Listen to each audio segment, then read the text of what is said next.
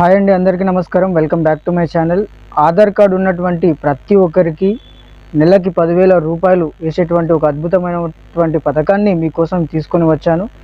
ఇష్ట్రామ్ card అనేటువంటి ఒక పథకం ఇది కేంద్ర ప్రభుత్వం ప్రారంభించడం అనేది జరిగింది. దీని గురించి పూర్తిగా తెలుసుకుందాం. మన ఛానల్ని లైక్ చేసి సబ్స్క్రైబ్ చేయండి. కింద కామెంట్ రూపంలో మీ అభిప్రాయాన్ని తెలియజేయండి. కేంద్ర ప్రభుత్వం ప్రారంభించినటువంటి ఇష్ట్రామ్ పోర్టల్ అనేటువంటి పథకము కార్మికుల కోసం, కూలీల కోసం తీసుకొని రావడం అనేది జరిగింది.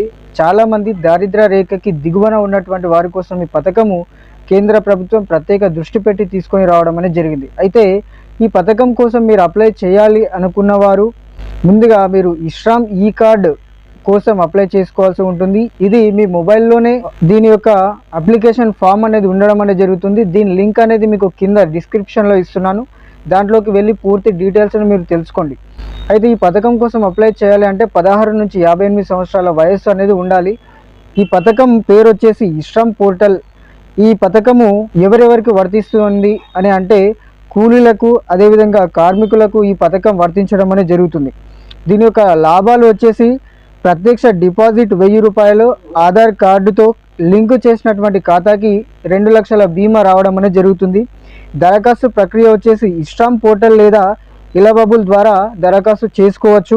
ఎలా దరఖాస్తు చేసుకోవాలి అని అనుకుంటే ఇష్ట్రామ్ కార్డును పొందేందుకు ఇష్ట్రామ్ పోర్టల్లో నమోదు చేసుకోండి. మొబైల్ నంబర్ ఖచ్చితంగా ఉంటుంది. ఈ మొబైల్ నంబర్ ద్వారా మీరు దరఖాస్తు చేసుకోవడం ద్వారా మీకు ఒక SMS రావడం అనేది జరుగుతుంది. ఆ SMS ద్వారా ఈ పథకం యొక్క పూర్తి డీటెయిల్స్ రావడం అనేది జరుగుతుంది. ఇకపోతే పథకం కోసం అప్లై చేసిన తర్వాత మీకు ఒక SMS రావడం అనేది జరుగుతుంది. దాని ద్వారా మీకు ఇష్ట్రామ్ పోర్టల్ పథకానికి లింక్ కావడం అనేది జరుగుతుంది.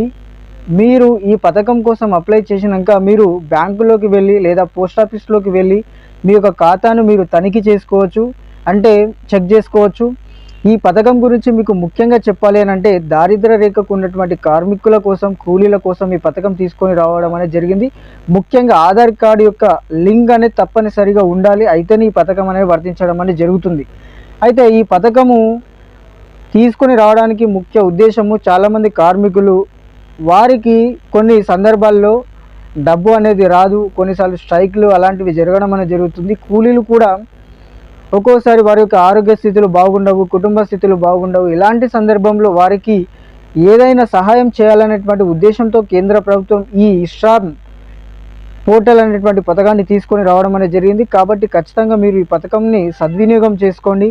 దీని యొక్క లింక్ అనేది మీకు కింద డిస్క్రిప్షన్లో ఇవ్వడం అనేది జరుగుతుంది. దాంట్లోకి వెళ్ళి ఈ పథకం కోసం మీరు అప్లై చేసుకోండి. ముఖ్యంగా ఎవరైతే దారిద్ర్య రేఖకు ఉన్నారో అనేటువంటి వారు దీనికోసం అప్లై చేసుకోండి. ఇప్పటికే 14 కోట్ల మంది ఈ పథకం కోసం దరఖాస్తు చేసుకోవడం అనేది జరిగింది. అయితే దీంట్లో ఉన్నటువంటి ప్రధాన యొక్క ఉద్దేశము మీరు డబ్బుని ఫస్ట్గా 1000 రూపాయలు డిపాజిట్ చేయాలి.